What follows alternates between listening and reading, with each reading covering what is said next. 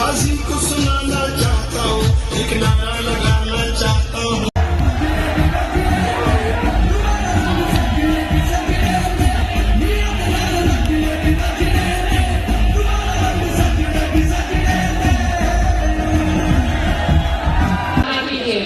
वजीराबाद के भाइयों बहनों बच्चों ध्यान से सुनना। नवाज शरीफ के एक हल्के पर डाका डालने के लिए पूरे मुल्क की एजेंसी, पूरे दस्ता की पंजाब की इंतजामिया, पूरे दस्ता की पुलिस फोर्स, पूरा वजीर के निसाब, इनके वजीर, इनके मशीर, इन्होंने पूरा जोर लगा दिया।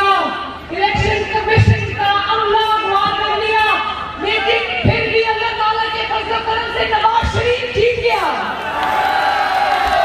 और अगर ये धांधली ना हुई होती तो याद रखो वजीराबाद के लोगों, वजीराबाद में और दस्ता में अल्लाह ताला के फजल करम से इनकी जमानतें